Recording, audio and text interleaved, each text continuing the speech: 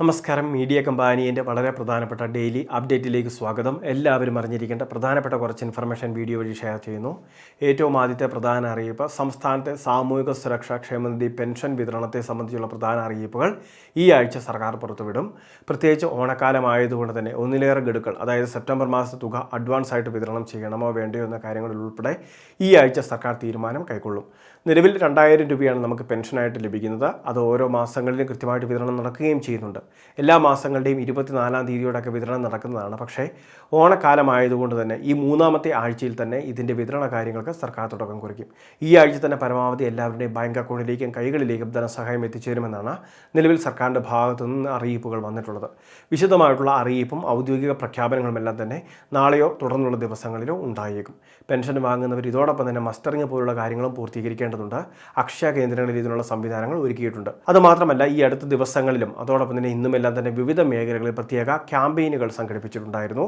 ഇത്തരത്തിൽ സ്പെഷ്യൽ ക്യാമ്പുകളിൽ എത്തിച്ചേർന്ന മസ്റ്ററിംഗ് പൂർത്തിയാക്കാത്തവർക്ക് അത് പൂർത്തിയാക്കാനുള്ള അവസരം വിവിധ മേഖലകളിൽ സജ്ജീകരിച്ചിട്ടുണ്ടായിരുന്നു.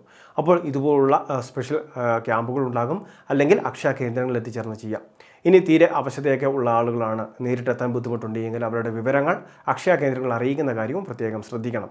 അവിടുന്ന് നമ്മളുടെ വീടുകളിലേക്ക് ഒരു നിശ്ചിത തീയതിയിൽ അവരെത്തും. അതിനെ സംബന്ധിച്ച് അറിയിപ്പ് നമുക്ക് മുൻകൂറായിട്ട് നൽകും.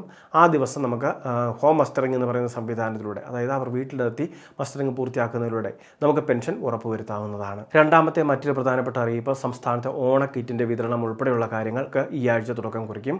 വിവിധ മേഖലകളിൽ കിറ്റുകൾ റേഷൻ കടകളിലേക്ക് എത്തിച്ചേരാനുണ്ടായിരുന്നു. അതുമാത്രമല്ല, സ്പെഷ്യൽ അരി വിഹിതവും സംസ്ഥാനത്ത് ആരംഭിച്ചിട്ടുണ്ട്. APL വിഭാഗത്തിലെ റേഷൻ കാർഡുകൾക്കെല്ലാം തന്നെ സ്പെഷ്യൽ അരി വിഹിതമായിട്ട് 10 കിലോയോളം അരി വാങ്ങാം. 26 രൂപ നിരക്കാണ് ഈടാക്കുന്നത്. റേഷൻ കടകളിൽ ഇത്തരത്തിലും ആനുകൂല്യങ്ങൾ എത്തിച്ചേർന്നിട്ടുണ്ട്. അപ്പോൾ സപ്ലൈകോ വഴിയുള്ള ആനുകൂല്യങ്ങളും റേഷൻ കടകൾ വഴിയുള്ള ആനുകൂല്യങ്ങളും എല്ലാം കൃത്യമായിട്ട് വാങ്ങുന്നതിന് വേണ്ടി ശ്രദ്ധിക്കുക. ഇതിനെ സംബന്ധിച്ച് വിശദമായിട്ടൊരു വീഡിയോ ഇന്ന് നമ്മുടെ ചാനലിൽ ചെയ്തിട്ടുണ്ട്. റേഷൻ ആനുകൂല്യങ്ങൾ, സപ്ലൈകോ ആനുകൂല്യങ്ങളെല്ലാം തന്നെ കൃത്യമായിട്ട് കാർഡുകൾ ഹാജരാക്കി വാങ്ങുന്ന കാര്യം പ്രത്യേകം ശ്രദ്ധിക്കേണ്ടതാണ്. മൂന്നാമത്തെ മറ്റൊരു പ്രധാനപ്പെട്ട അറിയിപ്പ്, അടുത്ത ദിവസം, അതായത് ഓഗസ്റ്റ് മാസം 18-ാം തീയതി മുതൽ പ്രവാസികൾക്ക് വേണ്ടിയുള്ള ഇൻഷുറൻസ് പദ്ധതി, നോർക്കയുടെ ആരോഗ്യ ഇൻഷുറൻസ്, അപകട ഇൻഷുറൻസ് പദ്ധതിയായിട്ടുള്ള നോർക്ക കെയർ പ്ലസിന് തുടക്കം കുറിക്കുകയാണ്.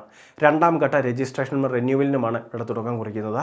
5 ലക്ഷം, 10 ലക്ഷം, 15 ലക്ഷം, 20 ലക്ഷം, 25 ലക്ഷം, 50 ലക്ഷം, 1 കോടി എന്നിങ്ങനെ 7 സ്ലാബുകളായിട്ട് ഇവിടെ തിരിച്ചിട്ടുണ്ട്.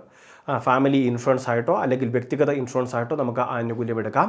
ഇതിൽ 0 വെയിറ്റിംഗ് പീരീഡ് ഉൾപ്പെടെയുള്ള ആനുകൂല്യങ്ങൾ ലഭ്യമാണ്. അതോടൊപ്പം തന്നെ കേരളത്തിൽ 600-ന് മുകളിൽ ആശുപത്രികളിൽ ക്യാഷ്ലെസ് ട്രീറ്റ്മെൻറ്റ്, രാജ്യമെമ്പാടും 20,000-ന് മുകളിൽ ഹോസ്പിറ്റലുകളിൽ ഇത്തരത്തിൽ ക്യാഷ്ലെസ് ട്രീറ്റ്മെൻറ്റ് ലഭ്യമാണ്. അപ്പോൾ ഈ ഒരു ആനുകൂല്യമെല്ലാം പ്രയോജനപ്പെടുത്തുന്നതിന് വേണ്ടി പ്രത്യേകം ശ്രദ്ധിക്കുക. താല്പര്യമുള്ളവർക്ക് നോർക്കയുടെ വെബ്സൈറ്റ് സന്ദർശിച്ചോ അല്ലെങ്കിൽ മൊബൈലിൽ നോർക്കയുടെ കെയർ പ്ലസ് ആപ്ലിക്കേഷൻ ഡൗൺലോഡൊക്കെ ചെയ്തോ നമുക്ക് രജിസ്ട്രേഷൻ ചെയ്യുന്നതിന് വേണ്ടി സാധിക്കും. പ്രവാസി ID കാർഡ് അല്ലെങ്കിൽ സ്റ്റുഡൻറ്റ് ID, NRK ID തുടങ്ങിയ കാർഡുകൾ ഉണ്ടെങ്കിൽ മാത്രമേ ഇതിലേക്ക് രജിസ്ട്രേഷൻ സാധ്യമാവുകയുള്ളൂ. ഫാമിലി ഇൻഷുറൻസ് ഉൾപ്പെടെയുള്ള കാര്യങ്ങൾ നമുക്ക് എടുക്കുന്നതിന് വേണ്ടി സാധിക്കും. നമ്മൾ എടുക്കുന്ന സ്ലാബ് അനുസരിച്ച് നിലവിൽ പ്രീമിയത്തിൽ മാറ്റങ്ങൾ ഉണ്ടാകുന്നതായിരിക്കും. ഏറ്റവും അവസാനത്തെ പ്രധാന അറിയിപ്പ്, സംസ്ഥാനത്തെ BPL കാർഡിലേക്ക് തരം മാറ്റപ്പെട്ടവർ പ്രത്യേകം ശ്രദ്ധിക്കണം. 72,000 പേർക്കാണ് ഇത്തരത്തിൽ റേഷൻ കാർഡുകൾ കൺവേർട്ട് ചെയ്ത് നൽകിയിട്ടുള്ളത്. അപ്പോൾ ഇത്തരത്തിൽ റേഷൻ കാർഡുകൾ കൺവേർട്ട് ചെയ്ത് നൽകുമ്പോൾ പഴയ റേഷൻ കാർഡ് നമുക്ക് റേഷൻ കടകളിൽ ഉപയോഗിക്കാം. സർക്കാരിൻ്റെ പല പദ്ധതികൾക്കും ആനുകൂല്യങ്ങൾക്കും കൺവേർട്ട് ചെയ്തെടുക്കുന്ന റേഷൻ കാർഡ് ഡൗൺലോഡ് ചെയ്ത് എടുത്തിരിക്കണം. BPL കാർഡാക്കി മാറ്റിയിരിക്കണം. അത് നമുക്ക് ബന്ധപ്പെട്ട കോമൺ സർവീസ് സെൻ്റർ, അക്ഷയ കേന്ദ്രങ്ങൾ വഴി ഡൗൺലോഡ് ചെയ്ത് എടുക്കുന്നതിന് വേണ്ടി സാധിക്കും. അത്തരത്തിൽ BPL ആയി മാറിയ കാർഡ് ഡൗൺലോഡ് ചെയ്തെടുത്ത് സൂക്ഷിക്കുന്ന കാര്യം പ്രത്യേകം ശ്രദ്ധിക്കേണ്ടതാണ്. അവർക്കും തുടർന്ന് എല്ലാ മാസങ്ങളിലും സൗജന്യ അരിവിഹിതം ഉൾപ്പെടെയുള്ള ആനുകൂല്യങ്ങളായിരിക്കും ലഭിക്കുക. വളരെ പ്രധാനപ്പെട്ട കുറച്ച് ഇൻഫർമേഷനാണ് ഷെയർ ചെയ്തത്. ഇതുപോലുള്ള അറിയിപ്പുകൾക്ക് ചാനൽ സബ്സ്ക്രൈബ് ചെയ്യുക, ഫോളോ ചെയ്യുക.